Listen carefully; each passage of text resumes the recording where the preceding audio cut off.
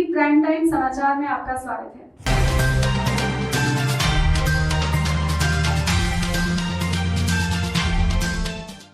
नमस्कार फ्रेंड्स, हमारे साथ आज हैं मेंबर हेल्थ नीति आयोग, हेल्थ सेक्रेटरी एंड DG/ICMR। तो आज की ब्रीफिंग जो है वो हेल्थ सेक्रेटरी साहब से मैं रिक्वेस्ट करूंगा कि सर स्टार्ट करेंगे। नमस्कार, हम आपको आज दो विषयों पर जानकारी देंगे। एक तो जो देश में कोविड की स्थिति है वो, और दूसरा वैक्सीनेशन की क्या योजना है वो। ये एक स्नैपशॉट है। इसमें हम बता रहे हैं कि जहां देश में कुल 97 लाख केसेस हुए, जिनमें से इस समय एक्टिव केसेस की संख्या 4 लाख से भी घट गई है। ये अपने आप में एक बहुत बड़ी बात है। एक्टिव केसेस यानी ऐसे केसेस जो या अस्पतालों में हैं या घरों पर होम आइसोलेशन में मेडिकल केयर के तहत हैं, वो केवल 3.83 लाख हैं। कुल जो मृत्यु हुई हैं वो 1,40,000 हैं, और कुल जो टेस्ट हुए हैं वो 14,80,00,000 टेस्ट देश भर में हुए हैं। केस प्रति मिलियन हम देखें तो विश्व के सबसे कम केस प्रति मिलियन वाले देश में हमारी गणना होती है। 7,000 के लगभग केस प्रति मिलियन हैं, और जो एक्टिव केसेस हैं वो कुल केसेस के 4% से भी कम हो गए हैं, तो 3.95% हैं। जो मृत्यु हैं वो 102 मृत्यु प्रति मिलियन हैं। ये भी विश्व में सबसे कम मृत्यु के आंकड़े हैं। और यदि आप टेस्ट पर मिलियन देखें तो वो 1,07,800 से अधिक टेस्ट प्रति मिलियन हम करते हैं। हमारे देश में केस पॉजिटिविटी लगातार घट रही है, और ये 6.5% है क्यूमुलेटिव। और अगर पिछले एक सप्ताह की हम पॉजिटिविटी देखें तो वो और भी कम है, वो 3.2% है। Case fertility rate, cumulative case fertility rate 1.45% है, और पिछले सप्ताह का केस फर्टिलिटी 1.3% है। अगर हम डेथ पर मिलियन पॉपुलेशन देखें तो वो भी 102 है हमारे देश में, और अन्य देशों में इसके 8 से 9 गुना अधिक है। महत्वपूर्ण बात यह है कि हमारे चारों ओर विश्व में जो कोविड के फैलाव की स्थिति है वो चिंताजनक रूप धारण कर रही है। USA में केसेस लगातार बढ़ रहे हैं। वहाँ 2 से अधिक दिन ऐसे आए जब नए केसेस की संख्या 2 लाख से ज़्यादा थी। एक दिन में 2 लाख से ज़्यादा नए केस आए। 24 घंटे में 3,000 से ज़्यादा मृत्यु हुई। स्पेन में हम देखें तो सेकंड जो सर्ज हुआ अब वो डिक्लाइन कर रहा है। टर्की में एक बहुत बड़ा सर्ज सेकंड आ रहा है और अभी भी केसेस बढ़ रहे हैं। रूस में देखें तो यहाँ भी केसेस बढ़ रहे हैं। यूनाइटेड किंगडम में जो दूसरा सर्ज हुआ अब वो डिक्लाइन की ओर है। फ्रांस में देखें तो मई जून के बाद फिर से केसेस बढ़े नवंबर में और अब डिक्लाइन कर रहे हैं। ब्राज़ील में फिर से बढ़ रहे हैं और लगातार बढ़ते जा रहे हैं। भारत इसकी तुलना में हमने दिखाया है कि मिड सितंबर से, सितंबर के मध्य से हमारे यहाँ स्टेडी और कंटिन्यूअस डिक्लाइन है नए केसेस का। अब इसको ज़रा बड़े आकार में हम देखें तो 17 जुलाई को इस देश में 3,73,000 से अधिक एक्टिव केसेस थे। फिर ये बढ़ते हुए, जैसा मैंने आपको बताया, मिड सितंबर में 10 लाख से अधिक हो गए, और उसके बाद लगातार घटते हुए अब पुनः 3,83,000 पर पहुँचे हैं, और ये नीचे जाने का क्रम अभी जारी है। तो देश में एक्टिव केस पहली बार 4 लाख से कम हुए हैं। लेकिन जो ये एक्टिव केस हैं ये हैं कहाँ, ये भी महत्वपूर्ण बात है। तो सबसे ज़्यादा एक्टिव केस महाराष्ट्र में हैं, 76,000 से ज़्यादा एक्टिव केसेस वहाँ हैं। केरल में दूसरे नंबर पर लगभग 60,000, 59,607।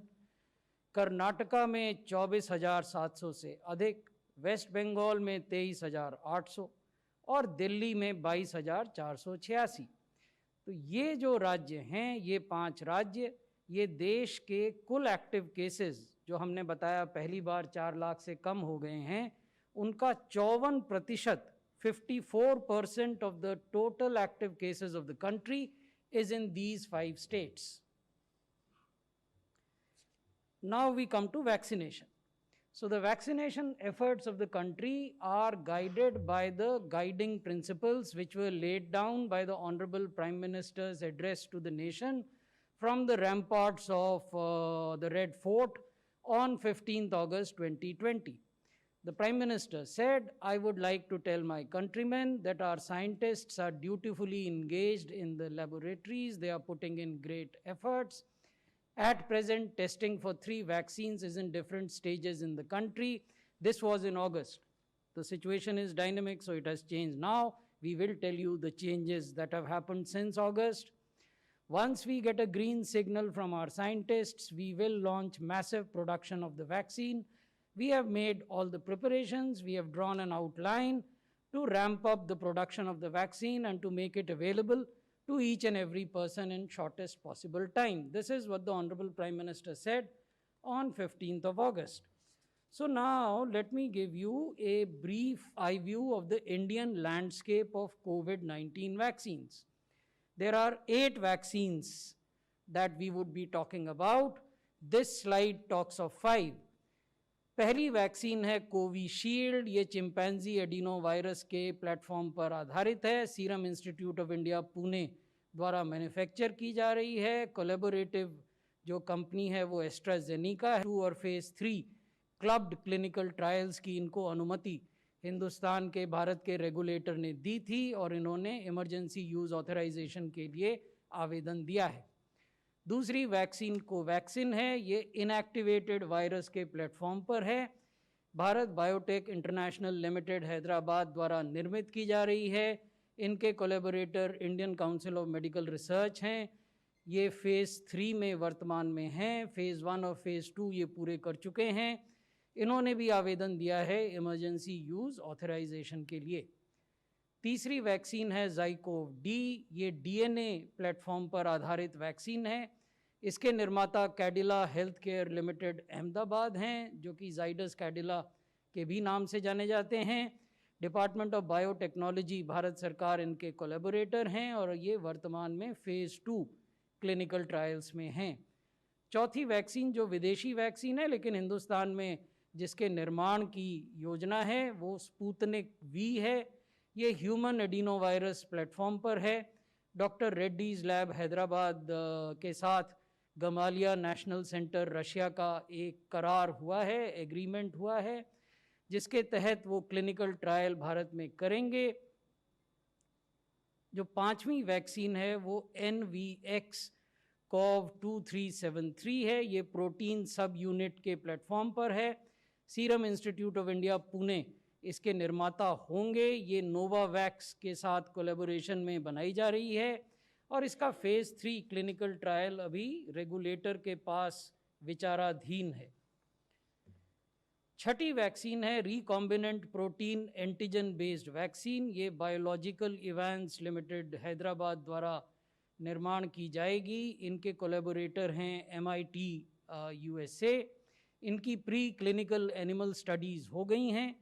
फेज़ 1 और phase 2 human clinical trials club इनको अनुमति दी है रेगुलेटर ने और इन्होंने अपना काम प्रारंभ कर दिया है क्लिनिकल ट्रायल्स का। 7वीं वैक्सीन है HGCO19। ये मैसेंजर RNA के प्लेटफॉर्म पर बेस्ड वैक्सीन है। ये लगभग वही प्लेटफॉर्म है जो मॉडर्ना और फाइज़र ने अपनाया है विदेश में। इसके निर्माता जीनोवा पुणे में हैं और इनके कोलैबोरेटर HDT USA हैं। इनकी प्री क्लिनिकल एनिमल स्टडीज़ हो चुकी हैं। क्लिनिकल ट्रायल फेज़ 1 और फेज़ 2 इनको प्रारंभ करना है।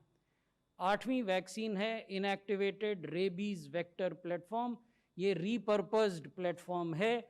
Bharat biotech international limited Hyderabad द्वारा इसका निर्माण किया जाएगा और इनके collaborator Thomas Jefferson university USA हैं। ये प्री क्लिनिकल स्टेजेस पर हैं, शीघ्र ही इसको पूरा करेंगे। महत्वपूर्ण बात यह है कि माननीय प्रधानमंत्री जी ने व्यक्तिगत रूप से इन सभी वैक्सीन निर्माताओं और वैक्सीन के अनुसंधान में लगे हुए साइंटिस्ट वैज्ञानिकों से स्वयं बात की है और उनका प्रोत्साहन किया है ताकि वो इस कार्य को और अधिक तेजी से और गुणवत्ता से कर सकें। तो अगर इसको समराइज करना हो तो 3 हैं जो प्री क्लिनिकल स्टेजेस में हैं, एक वैक्सीन 6 वैक्सीन हैं जो क्लिनिकल ट्रायल में हैं। 9 मैं यहाँ बता रहा हूँ क्योंकि इसमें एक अरविंदो फार्मा की भी वैक्सीन है जिसके बारे में मैंने डिटेल आपको नहीं दिए, वो they are in the initial stages. Dr. Paul would probably give more information about that to those who would be interested in getting that information. So there are multiple vaccine candidates in different stages of development, and some of them may get licensed in the next few weeks, but we cannot foretell at this moment in time because licensing or licensure or market authorization is the domain of the national regulator. दूसरी महत्वपूर्ण बात यह है कि ये जो vaccine हैं ये 2 से 3 डोज वाले वैक्सीन हैं, अधिकांश 2 डोज वाले हैं। एक वैक्सीन है जिसमें संभवतः 3 डोज होंगे और ये प्रति डोज के बीच की जो 3 से 4 हफ्ते की है। Even after vaccination, COVID precautions must be taken. ये बहुत महत्वपूर्ण बात है, न केवल ये हम कह रहे हैं बल्कि ये WHO ने भी कहा है, CDC अटलांटा ने भी कहा है और विश्व के जो अन्य वैज्ञानिक संस्थान हैं उन्होंने भी ये बात जनसाधारण को समझाई है। वैक्सीन आने का अर्थ या वैक्सीन लग जाने का अर्थ ये नहीं है कि आप चीज़ों को असावधानी से लें, तो आपको कोविड संबंधी जो एप्रोप्रिएट बिहेवियर है वो बरतना होगा। भारत सरकार ने अभी तक तैयारी के रूप में क्या क्या किया है, अब मैं ये आपको बताना चाहूँगा। सबसे पहले अप्रैल में 14 अप्रैल 2020 को केंद्र सरकार ने एक वैक्सीन टास्क फोर्स का गठन किया। इसको चेयर करते हैं principal scientific adviser to government of India professor Vijay Raghavan and member health NITI Aayog doctor VK. Paul. इसमें भारत सरकार के जो संबंधित मंत्रालय हैं उनकी भागीदारी है और मंत्रालयों के बाहर जो टेक्निकल एक्सपर्ट हैं, साइंटिस्ट हैं, डोमेन नॉलेज एक्सपर्ट्स हैं, उनकी भागीदारी है। इसका जो मुख्य काम है वो है कि ये गाइडेंस उपलब्ध कराए कि कैसे कोरोना वैक्सीन पर फोकस्ड रिसर्च का काम देश के भीतर हो सके और तेज गति से हो सके, उसको प्रोत्साहित किया जा सके। इसके अलावा केंद्र सरकार ने 7 अगस्त को एक अन्य मैकेनिज्म भी गठित किया जिसको नेगवैक कहते हैं, national expert group on vaccine administration for COVID. इसकी अध्यक्षता member health NITI Aayog doctor Paul करते हैं और सचिव स्वास्थ्य और परिवार कल्याण इसके को चेयर हैं। इसमें भी भारत सरकार के संबंधित मंत्रालयों की भागीदारी है और 5 राज्य सरकारों की भागीदारी है जो देश के डिफरेंट रीजन्स को बताती हैं, north, south, east, west. Assam, Madhya Pradesh, Maharashtra, Tamil Nadu, Uttar Pradesh ये इसमें भागीदार हैं। इसके अलावा इस नेगवैक में भी टेक्निकल एक्सपर्ट्स हैं, डोमेन नॉलेज के लोग हैं। नेगवैक का जो मैंडेट है वो है कि पॉपुलेशन ग्रुप्स को प्रायोरिटाइज करना, प्रोक्योरमेंट और इन्वेंट्री मैनेजमेंट पर सरकार को परामर्श देना, वैक्सीन का चुनाव कैसे किया जाए प्रोक्योरमेंट के लिए और एडमिनिस्ट्रेशन के लिए, इसमें सरकार को रिकमेंडेशंस देना, वैक्सीन डिलीवरी कैसे की जाए और जिन लोगों को वैक्सीन दी गई उनका ट्रैकिंग मैकेनिज्म क्या हो, इसके बारे में सरकार को जानकारी देना। इसके अलावा केंद्र सरकार ने दूसरा है मल्टी लेवल कोऑर्डिनेशन मैकेनिज्म। जब इस प्रकार का बड़े व्यापक पैमाने जाता है तो ये ज़रूरी है कि भारत सरकार के अलावा राज्य सरकार के स्तर पर, जिलों के स्तर पर और ब्लॉक्स के स्तर पर भी ऐसे इंस्टीट्यूशनल मैकेनिज्म हों जो इस पूरी प्रक्रिया की निगरानी करें, ओवरसाइट करें, सुपरविजन करें। तो मल्टी लेवल कोऑर्डिनेशन मैकेनिज्म का इशारा उस ओर है। तीसरा जो मुख्य बिंदु है वो है कि जो कोल्ड चेन इंफ्रास्ट्रक्चर है उसको कैसे स्ट्रेंथन किया जाए। चौथा है एडिशनल वैक्सीनेटर्स की व्यवस्था कैसे की जाए। पांचवा है कि जब आप इस प्रकार का बड़ा वैक्सीनेशन करते हैं तो इस बात की संभावना से इनकार नहीं किया जा सकता कि तरह तरह के र्यूमर और मिस इन्फॉर्मेशन समाज में फैलाए जाएं, निहित स्वार्थों से प्रेरित होकर लोग इस तरह का काम करें। इसलिए communication strategy on vaccine safety and effectiveness becomes important. So this is the fifth area of engagement with the states and the union territories. The sixth area, छठा जो बिंदु है वो है कोविन। ये एक डिजिटल प्लेटफॉर्म है जो कोविड-19 वैक्सीनेशन की डिलीवरी को रियल टाइम पर मॉनिटर करेगा। इसके बारे में हम आगे आपको बताएंगे। तो वो कौन से सिद्धांत हैं जो इस बड़ी वैक्सीनेशन की एक्सरसाइज को गवर्न करेंगे, और ये सिद्धांत वो हैं जिन पर राज्य सरकारों और भारत सरकार की पूरी सहमति है। पहला सिद्धांत ये है कि ये पूरी एक्सरसाइज ऑर्डरली हो, स्मूथ इम्प्लीमेंटेशन हो, और ये ऑर्डरली और स्मूथ इम्प्लीमेंटेशन टेक्नोलॉजी पर आधारित हो, और ये ऐसा कार्रवाई होगी जो 1 बरस या उससे अधिक भी चल सकती है। दूसरा सिद्धांत ये है कि जो एग्जिस्टिंग हेल्थ केयर सर्विसेज हैं उन पर कोई प्रतिकूल प्रभाव न पड़े, no compromise with existing health care services, specially national programmes and primary health care programmes. तीसरा सिद्धांत है जो सामान्य निर्वाचन होते हैं, चाहे विधानसभाओं के या लोकसभा के, उसका जो अनुभव भारत सरकार को और राज्य सरकारों को है, और जो यूनिवर्सल इम्यूनाइजेशन प्रोग्राम हम हर वर्ष करते हैं जिसमें लगभग 2.5 करोड़ बच्चों को हम इम्यूनाइज़ करते हैं और ही कुछ करोड़ गर्भवती माताओं को इम्यूनाइज़ करते हैं, तो उसके अनुभव का लाभ उठाया जाए। चौथा जो स्ट्रेटेजिक प्रिंसिपल है वो ये है कि इस प्रकार का बड़ा व्यापक vaccination decision is yet to be taken by the government. तो पहली अनुशंसा नेगवैक की है, every single Indian who needs to be vaccinated will be vaccinated. दूसरी अनुशंसा उनकी है कि हेल्थ केयर वर्कर्स होने चाहिए, इसमें सरकारी क्षेत्र के और निजी क्षेत्र के अस्पतालों में और हेल्थ केयर फैसिलिटीज़ में जो वर्कर्स हैं वो सम्मिलित हैं, और लगभग देश में हमारा मानना है कि इनकी संख्या 1 करोड़ के लगभग होगी।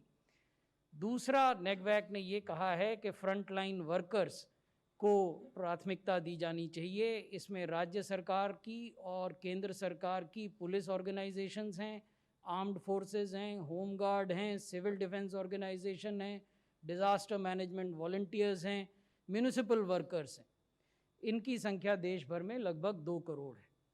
इसके बाद जो रिकमेंडेशन नेगवैक ने दी है वो है कि एज स्ट्रेटिफाइड प्रायोरिटी ग्रुप्स होने चाहिए, जिसमें उन्होंने 50 साल से ऊपर और 50 साल से नीचे के लोग जिनको कोमॉर्बिडिटीज़ हैं उनका उल्लेख किया है। ये लगभग 27 करोड़ होते हैं। तो यहाँ 2 महत्वपूर्ण चीज़ें हैं जिनकी ओर मैं आपका ध्यान आकर्षित करना चाहूँगा। पहला तो ये कि ये नेगवैक की अनुशंसाएँ हैं और सरकार को इन पर निर्णय लेना है। दूसरा ये कि ये सीक्वेंशियल नहीं है, जब भी ये इम्यूनाइजेशन प्रारंभ होगा तो ये साइमल्टेनियस भी हो सकता है depending on the availability of vaccine. हम ये मानते हैं कि शुरुआती दौर में पहले महीने में हो सकता है कि वैक्सीन का अराइवल सीमित हो, दूसरे महीने और सब्सीक्वेंट समय में वो बढ़ जाएगा, तो इसलिए ये एक साथ भी की जा सकती हैं vaccinations in different priority groups की। तो ये सीक्वेंशियल नहीं है, ये महत्वपूर्ण बात है। अब इस पर कार्रवाई क्या हुई है देश भर में, ये हम आपको बताना चाहेंगे। सभी राज्यों में और यूनियन टेरिटरीज़ में जो डाटा बेसेस हैं उनको कलेक्ट करने की कार्रवाई काफ़ी एडवांस स्टेजेस में है, और उन्होंने जो सरकारी हेल्थ फैसिलिटीज़ हैं और गैर सरकारी हेल्थ फैसिलिटीज़ हैं उनका डाटा एकत्रित कर लिया है। States and UTs have collected the data from both government as well as private health facilities in terms of frontline healthcare workers. Presently, the task of data uploading on the CoWIN digital platform is going on.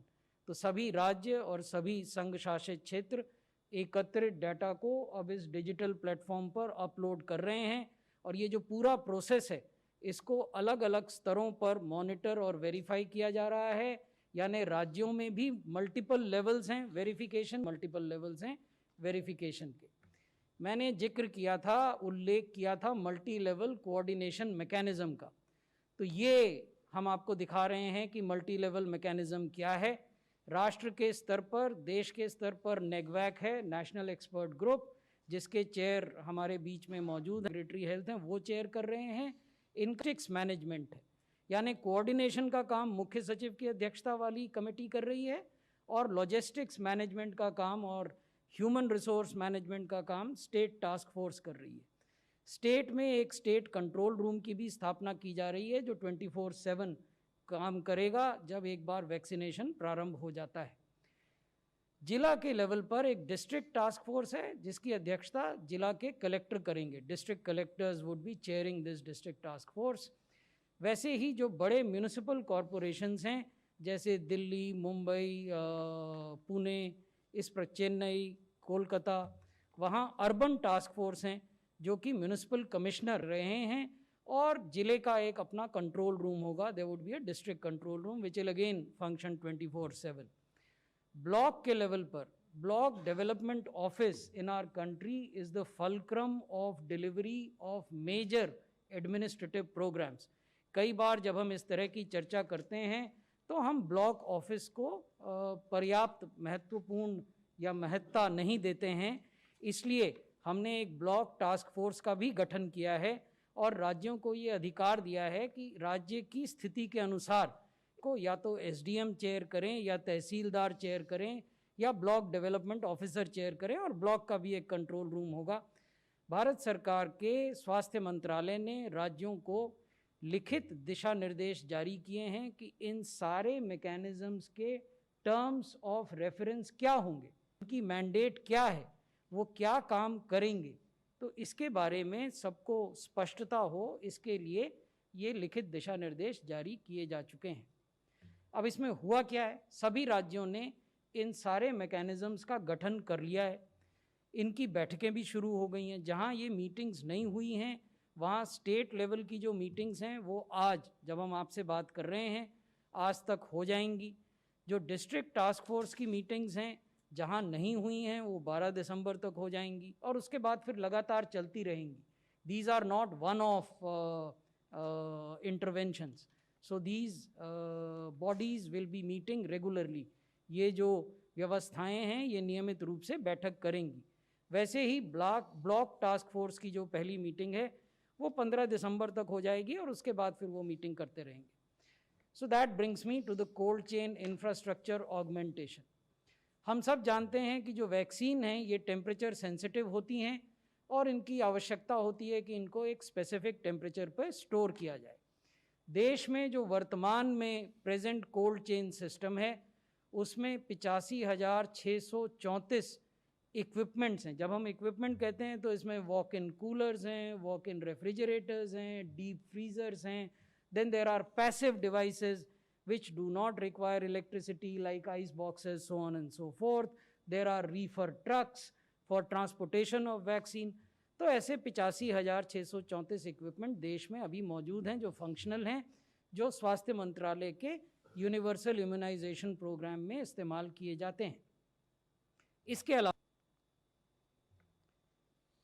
इसको augment कैसे कर रहे हैं, जैसा मैंने आपको बताया कि walk in coolers, walk in freezers, deep freezers, ice line refrigerators, इस तरह की जो भी अतिरिक्त आवश्यकता राज्यों की है उसका हमने आकलन कर लिया है। We have already estimated the need for additional equipments of the state governments and UTs, and we are in the process of procuring and supplying them, and the first supply of such additional equipment would start from 10th of December. अब vaccinators की बात करते हैं।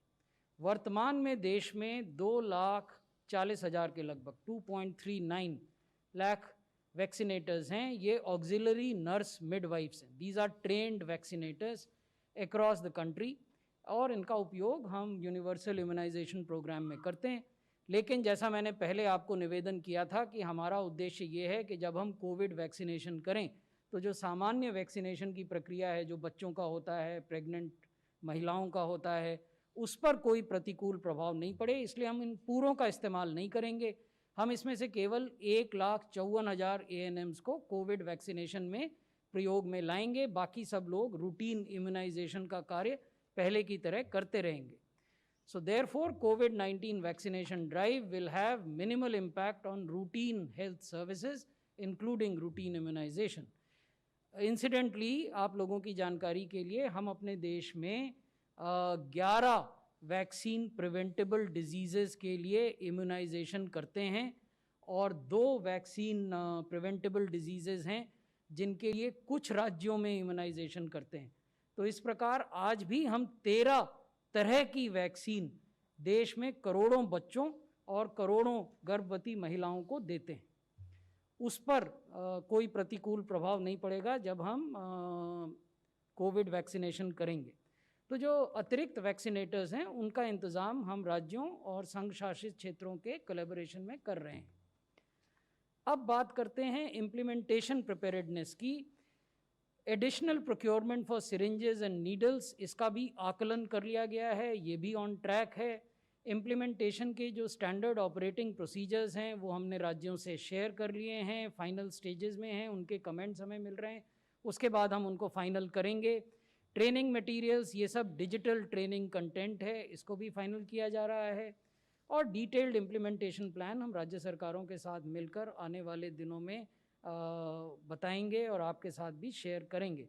That brings me to the digital platform to track vaccination. इस digital platform का नाम है CoWIN, COWIN. इसमें एक मोबाइल एप्लीकेशन है जिसको आप वैक्सीन डाटा को रिकॉर्ड करने के लिए इस्तेमाल कर सकते हैं. इसको फ्री डाउनलोड लोग कर पाएंगे. इसमें सेल्फ रजिस्ट्रेशन की सुविधा है. यदि मैं वैक्सीनेशन के लिए अपने को रजिस्टर करना चाहता हूं तो मैं इस मोबाइल ऐप पर अपने को रजिस्टर कर पाऊंगा. फिर जहां जहां कोल्ड चेन पॉइंट्स हैं जो मैंने आपको अभी एक्सप्लेन किया, प्रत्येक कोल्ड चेन पॉइंट पर एक टेम्परेचर लॉगर है. ये टेम्परेचर लॉगर उस कोल्ड चेन पॉइंट में क्या टेम्परेचर मेंटेन हो रहा है उसको रिकॉर्ड करता है और ये रियल टाइम बेसिस पर सेंट्रल सर्वर में ये इन्फॉर्मेशन भेजता है कि किसी भी कोल्ड चेन पॉइंट पर, जो देश के किसी भी हिस्से में हो सकता है, नागालैंड में हो सकता है, केरला में हो सकता है, गुजरात में हो सकता है या उत्तराखंड में हो सकता है, वहाँ क्या टेम्परेचर है, क्या बिजली चली गई है वहाँ, इस तरह की जानकारी इससे रियल टाइम बेसिस पर आती है. एक डैशबोर्ड भी है कोविन का जो कि आपको ये दिखाता है अगर आप इस प्रोग्राम को मैनेज कर रहे हैं ब्लॉक के लेवल पर या ज़िले के लेवल पर या राज्य के लेवल पर, तो उस समय की स्थिति क्या है. कोविन बेनिफिशियरी मैनेजमेंट प्लेटफॉर्म जो है वो बेनिफिशियरी की ट्रैकिंग, वैक्सीनेशन सेशन की प्लानिंग और मैनेजमेंट को देखता है. अब मैं बेनिफिशियरी मैनेजमेंट प्लेटफॉर्म जो इसी डिजिटल प्लेटफॉर्म का एक हिस्सा है उसके बारे में आपको बताऊंगा. इसमें एक एडमिनिस्ट्रेटर मॉड्यूल है. इस मॉड्यूल में आप वैक्सीनेशन सेशन क्रिएट कर सकते हैं. एक दिन में एक ब्लॉक में या एक राज्य में कितने वैक्सीनेशन सेशन होंगे, किन जगहों पर होंगे, कितने बजे से कितने बजे होंगे, उसमें कितने लोग आएंगे, उसमें कौन वैक्सीनेटर होगा, ये सारी जो जानकारी है ये एडमिनिस्ट्रेटर मॉड्यूल से तैयार की जा सकती है. फिर एक रजिस्ट्रेशन मॉड्यूल कि लोग चाहें जिनके पास मोबाइल फ़ोन है या कॉमन सर्विस सेंटर, आजकल हर पंचायत के स्तर पर और कई जगह तो एक पंचायत में अनेकों कॉमन सर्विस सेंटर हैं जहां इंटरनेट की सुविधा है, वहां आप सेल्फ रजिस्ट्रेशन कर सकते हैं, बल्क अपलोड ऑफ डाटा कर सकते हैं from any other existing database. Suppose there is a database of comorbid people and there is another database of beneficiaries of COVID.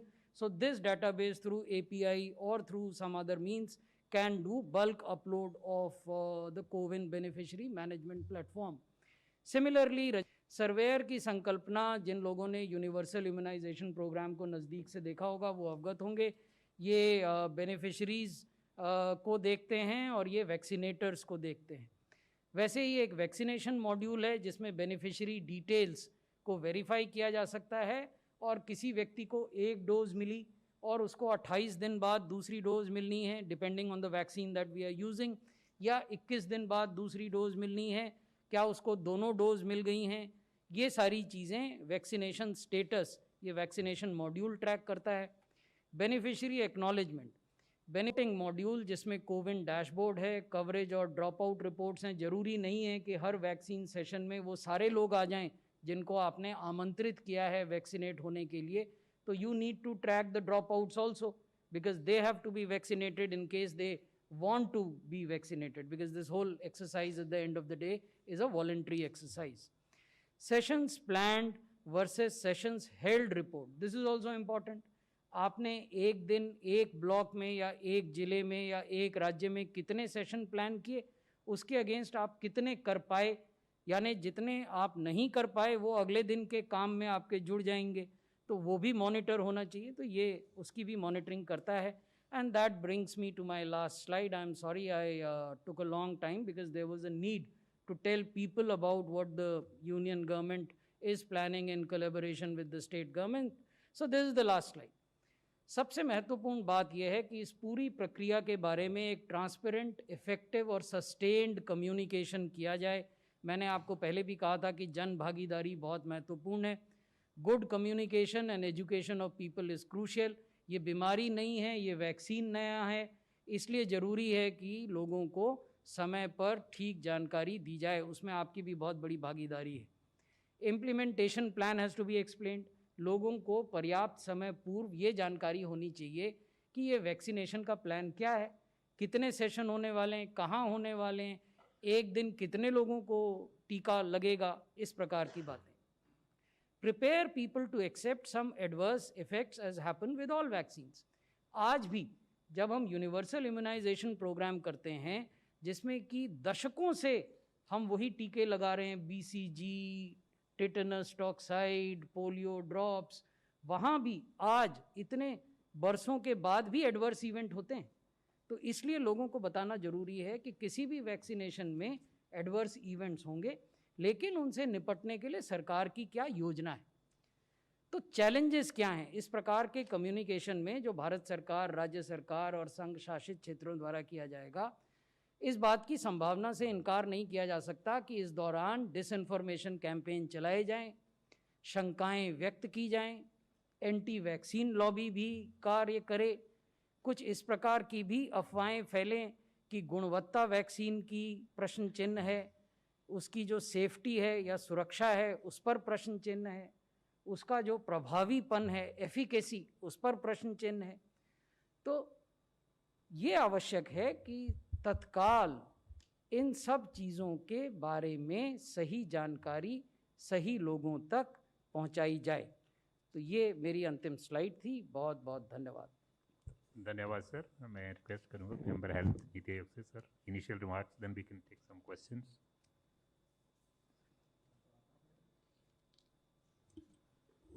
धन्यवाद सेक्रेटरी सर। आज डिटेल चर्चा vaccine strategy पे हुई है, लेकिन ये भी नोटेबल बात है जो कि पहले सेगमेंट में डिस्कस किया गया कि देश में पैंडेमिक की सिचुएशन स्टेबलाइज हुई है, एक्टिव केसेस कम हुए हैं, न्यू केसेस कम हुए हैं और एक क्लियर कट डिक्लाइनिंग ट्रेंड हमें दिखाई दे रहा है। और आज हम दिल्ली में भी बैठे हैं तो दिल्ली में जो एक सिचुएशन बनी थी, कंसर्न की सिचुएशन, एंग्जाइटी की सिचुएशन, वो भी सेटल होती हुई दिखाई देती है। तो एक स्टेबलाइज होना है, हुआ है, सेटिस्फैक्ट्री बात है, ये एक अच्छी खबर है और अच्छी सच्चाई है। लेकिन हमें याद रहना चाहिए कि ये वायरस बहुत मिस्चीवियस है, पीक्स आती हैं, फिर दोबारा ठीक होती हैं, फिर और आती हैं, ये हम देख रहे हैं। और जैसा कि दर्शाया गया, बहुत सारे देशों में एक भयानक स्थिति उत्पन्न हो रखी है। इसके बावजूद कि वहाँ मौका था तैयारी का, तैयारी उन्होंने करी भी बहुत, लेकिन जैसे परिस्थिति बदली वो उस सिचुएशन में है जो कि पहली जो फेज़ थी उससे भी भयानक है। तो ये कहना कि ऐसा यहाँ नहीं होगा हमारे देश में, ये बिल्कुल सही नहीं होगा। इसलिए हमें पूरी चौकसी बरतनी है। हमें अपना जो पूरा जोर लगाया हुआ है देश ने, उसमें कोई भी ढील नहीं होनी है। और इसलिए जो भी हमारा कर्तव्य है कि हम अपने आप को बचाएं, हम 2 गज की दूरी रखें, हम मास्क पहनें, हम हैंड हाइजीन का ख्याल रखें, हम अपने बुज़ुर्गों को बचाएं, हम आरोग्य सेतु को अपनाएं, और अगर हम में सिम्टम हैं तो अपनी जांच कराएं। और अगर मैं उस व्यक्ति से मिला हूं जो कि टेस्ट में पॉजिटिव निकला, केस बना, तो फिर मैं अपने आप को अलग रखूं, कुछ दिनों के लिए क्वारंटाइन में रखूं। ये मेरी ड्यूटी है क्योंकि मैं एक कॉन्टैक्ट हूं। तो इसमें कोई भी कमी नहीं लाई जा सकती, बिल्कुल। और इसी तरह से जो जिम्मेवारी है सरकार की, टेस्टिंग को इंश्योर करना, टेस्टिंग में और गुणवत्ता लगाना, टेस्ट की जो वैरायटी है वो अब नए टेस्ट हमारे सामने आ रहे हैं, उनको सिस्टमेटिकली प्रस्तुत करना, इस्तेमाल करना, और टेस्ट का जल्दी रिजल्ट मिले उसके ऊपर एक्शन हो, ये संभव करना हमारा दूसरा पिलर है।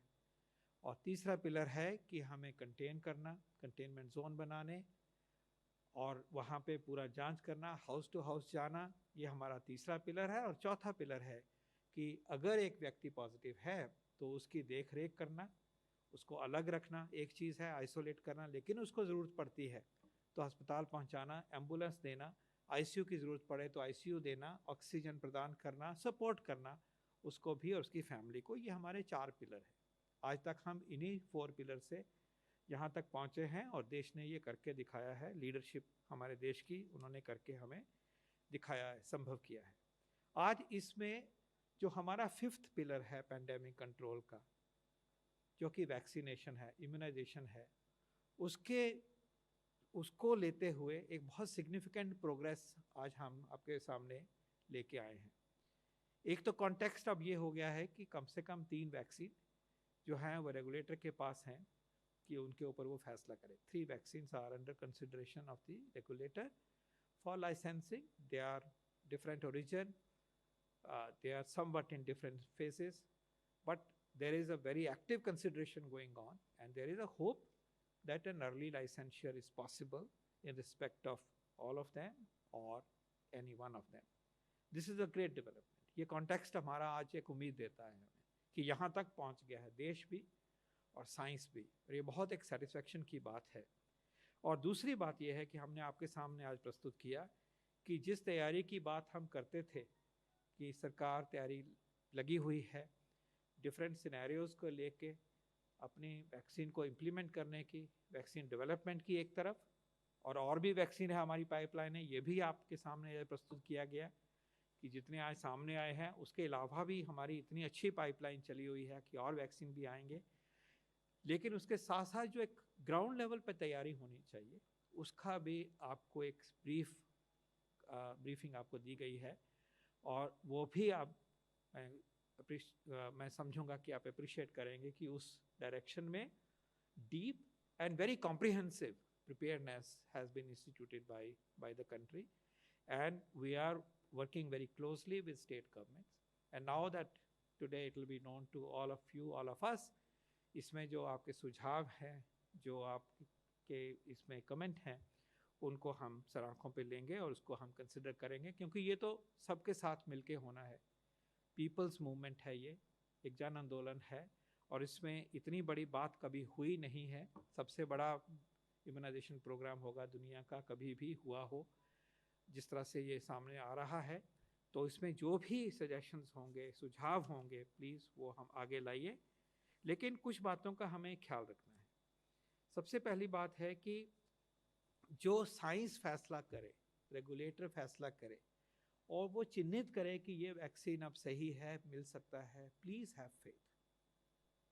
डाउट क्रिएट नहीं होने चाहिए जब हमारा रेगुलेटर, हमारे साइंस इंस्टीट्यूशंस जिनकी दुनिया में साख है और दुनिया मानती है, वहाँ जो फैसले होंगे, हमारा नेशनल टेक्निकल एक्सपर्ट ग्रुप है एनटैगी, मैं एनएगवैक की बात नहीं कर रहा हूँ, जो कि पिछले जितने भी हमारे यूनिवर्सल इम्यूनाइजेशन प्रोग्राम हुए उसमें उन्होंने हमें गाइड किया कि साइंस ये कहती है आप ऐसे करिए, फील्ड में जाएंगे, आपने ये चीज़ें देखनी है, जो प्रैक्टिकल इतना एक्सपीरियंस है। तो ऐसी जो टेक्निकल बॉडीज़ हैं, हमारी इंस्टीट्यूशंस हैं, Indian council of medical research है, बायोटेक्नोलॉजी डिपार्टमेंट है, DST है, CSIR है, जब वहाँ से बातें चिन्हित होकर सामने आए तो मैं विनती करूँगा कि आप please have faith in your institution, don't succumb to contrary opinions, fake news, come back to us. We will clarify.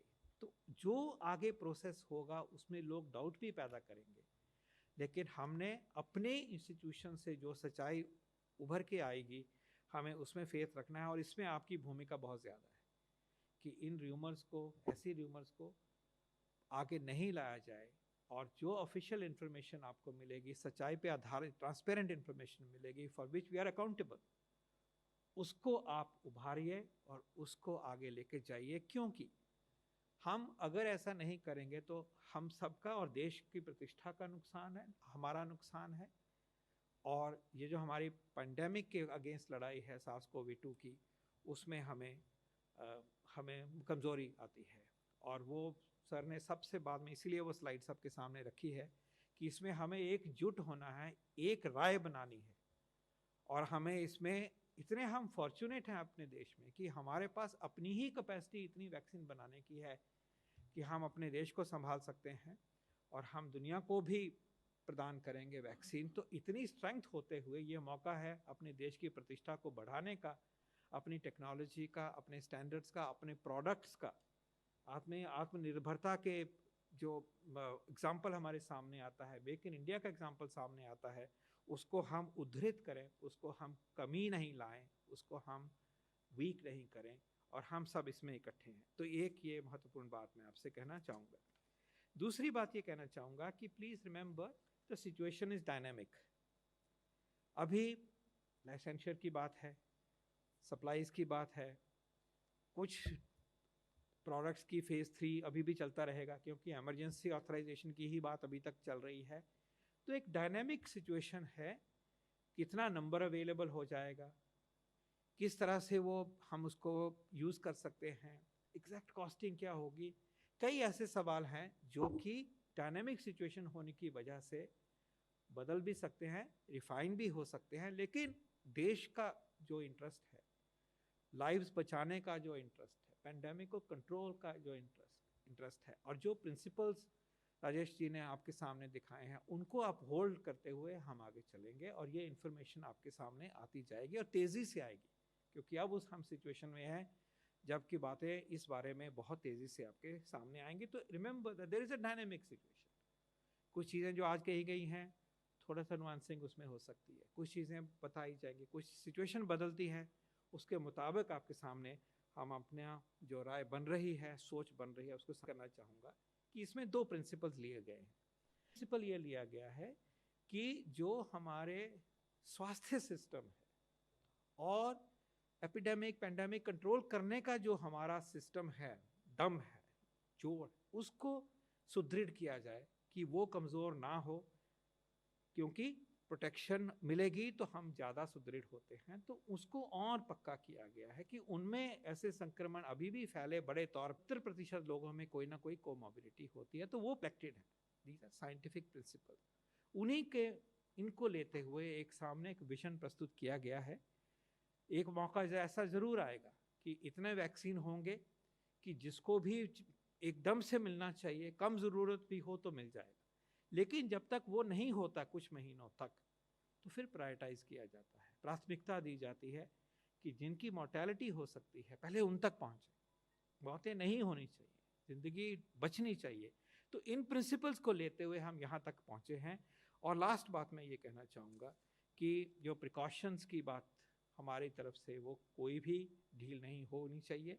Vaccine is one of the 5 tools and there will be no let up on our other endeavors, our precautions, and also health systems response to control pandemic on a holistic level, because अब ये मौका जो pandemic को decline करने का हमारे पास आया है, तो हम इसको इतना दबाएं अब कि बिल्कुल नीचे तक जाए और फिर ये कोई दूसरी पीक लेके जो है वायरस ऊपर नहीं आए। हम वायरस को अब चेज़ कर रहे हैं, इसमें कोई दो राय नहीं है। एज अ नेशन अब हमें वायरस चेज़ कभी ना करे, ये हमने संभव करके दिखाना है। और आज दोनों ही तरह से बहुत तसल्ली की और मैं कहूँगा उम्मीदवारी की बात आती है, ऑप्टिमिज़म आज रिफ्लेक्ट हुआ है। इसी भावना के साथ मैं आपका धन्यवाद देता हूँ। और डॉक्टर भार्गव, आपसे रिक्वेस्ट करूँगा, आप थैंक यू वेरी मच। धन्यवाद सर, धन्यवाद। We can take some questions. 28 Sir, would you please explain to us, in the absence of there being watertight emergency use authorization laws in our country, what are the steps that the government and the drug regulators would be taking to expedite those who have applied for the emergency use authorization, and how much time would it take? Okay, so your question has two parts. I'll give you some preliminary information and then probably Dr. Bhargav can supplement me. The first fact that we must appreciate is that not all countries' regulatory framework or the set of rules and acts that they have make mention of the phrase emergency use authorization.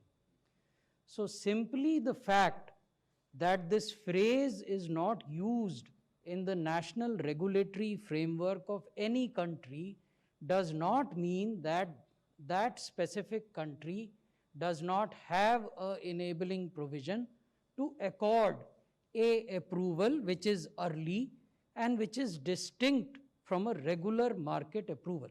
So that is fact number one. Fact number two, India's regulatory framework has a specific, I am again repeating, has a specific provision for grant of emergency use authorization, although this phrase is not used. So what is that specific legal framework? It is the New Drugs and Clinical Trial Rules 2019, and it clearly specifies that under specific special situations which are mentioned in that rule, relaxation, abbreviation, omission or deferment of data, including local clinical trial data, may be considered for approval. This is our law. Similarly, other countries also have a law. Second part of your question, timelines. This is a question which should be addressed to the national regulator.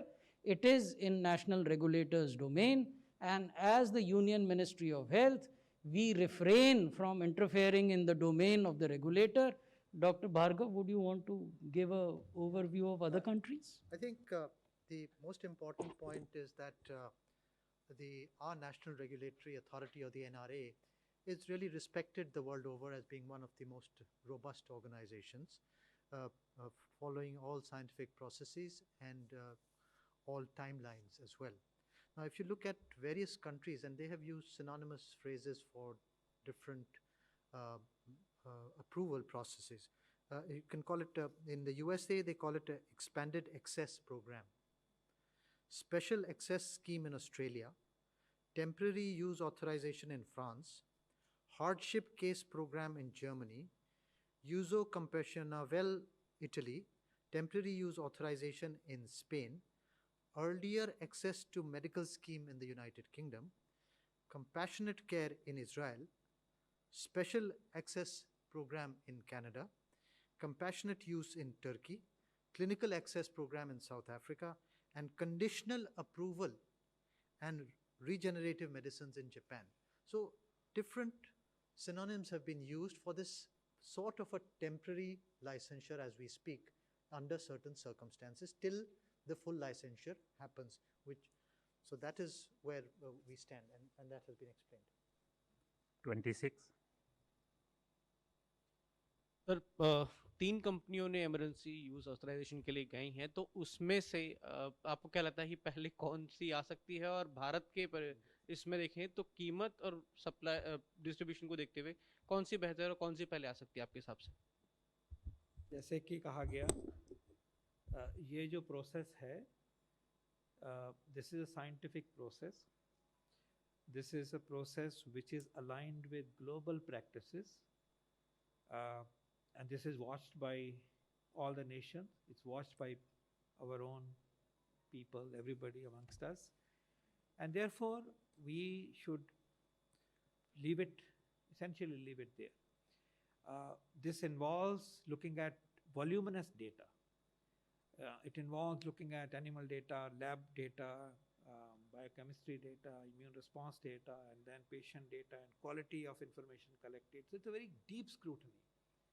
And I think we should leave it to the judgment of our DCGI, which is an institution which, as Dr. Bhargav said, it has huge respect. But also remember that this office is not one individual or three individuals.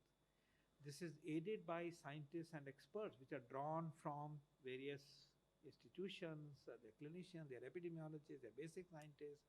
So it is the very best of our nation which is coming together through a system to take a decision. We do expect and hope the decision would be expeditious, but it will not compromise, and it should never compromise on the scientific rigor and the process therein. 114.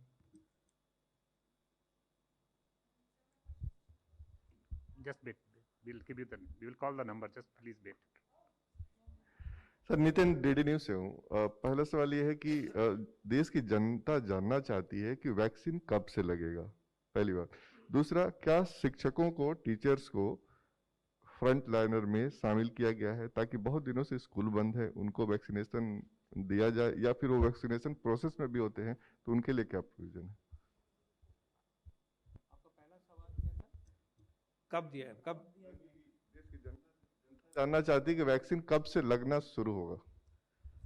पहले सवाल का जवाब है कि ये लाइसेंशियर होने के बाद ही ऐसी कोई स्पेसिफिक टाइमलाइंस बताई जा सकती है, क्योंकि उसके बाद के जो प्रोसेसेस हैं उनमें जो वैक्सीन की प्रोडक्ट्स की टेस्टिंग भी एक होती है, वो भी पैरेलल चलती है, लेकिन एग्जैक्ट डेट कब पूरा हो जाए तो ये बात उसके बाद ही आती है, स्पेसिफिक डेट।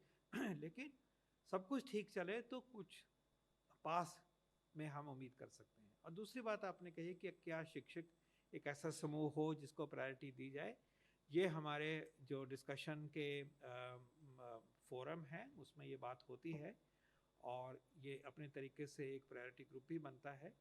इसके ऊपर नेकबैक में भी चर्चा होगी, स्टेट गवर्नमेंट से भी व्यू लिया जाएगा, और जैसे सेक्रेटरी सर ने कहा है कि जब फाइनल डिसीजन आएगा तो इन सजेशंस को भी इनकॉर्पोरेट किया जा सकता है, जाएगा। 14 now. Yes, thank you. My question is related to the distribution of the vaccine. Earlier it was stated that that there was lessons learned from the universal immunization program and the elections. I want to know, what does that mean when it comes to the more rural and remote areas? What is the plan for the vaccination there? When we say that while rolling out the COVID-19 vaccination, we would rely on the experience gained during elections and during universal immunization program, it basically means that these are events where large-scale logistics management is done over a compressed timeline. So therefore, that is the first lesson. How do you deliver vaccine to a large number of people in a smooth manner over a limited period of time? So that is one. The second is that you need to monitor all events as they happen on a real-time basis and take whatever rectification measures or supportive measures you need to take. So that is another issue that both these examples have taught us. Timely action to support our field staff who are actually giving the vaccination. And third point is that in universal immunization program, we have developed a very robust system of adverse event monitoring. Who would monitor? Who would report? In what format? Process is instituted, you go away. So there are lessons there as to how to conduct that activity for a finite number of individuals who have to come on that particular day for a particular activity right into the hinterland of India. And that organizational structure as well as the highly operational and successful SOPs can be aligned with, let's say, an immunization booth or a vaccination booth akin to an election booth. So the lessons drawn from each other from that paradigm are highly useful to us. Thank you. Last question, 13.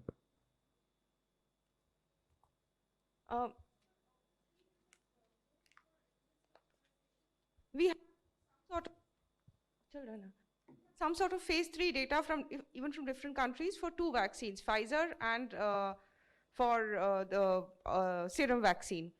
However, for Bharat, at least we have not seen any phase 3 data, any announcement or anything. ICMR is partnering Bharat Biotech. Can you take us through the decision to apply for EUA on what basis, on what data are we sort of looking at? Do you like to? Okay. See, the temporary licensure, I would like to call it, or a compassionate use or an emergency use, would has no. It really we have to. The regulator probably has to be satisfied with the risk-benefit ratio. The benefit has to be more than the risk clearly, and in this emergency situation, if the benefit is more, then he may consider. Numbers are there, you can call phase 1, phase 2, phase 3, but from phase 1, we get clearly the safety data. And also from phase 1, phase 2, we get the safety and immunogenicity data.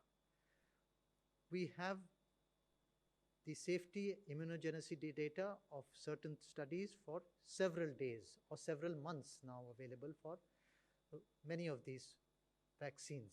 For several months they are available. So that is a reassuring point to see.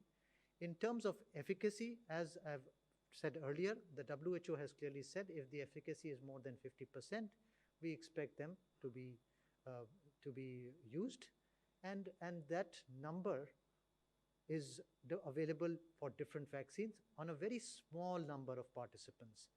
Whatever the phase 3 data is available for various other vaccines of 90–95% is available on a very small number of participants, 25 or 30. So that I would re-emphasize the point that the risk-benefit is probably the most important thing to look at in a situation of a pandemic. Thank you And very much, sir. ultimately, it's the NRA to decide. Thank you, friends. Thank you very much. I think no more questions now at this awkward thing.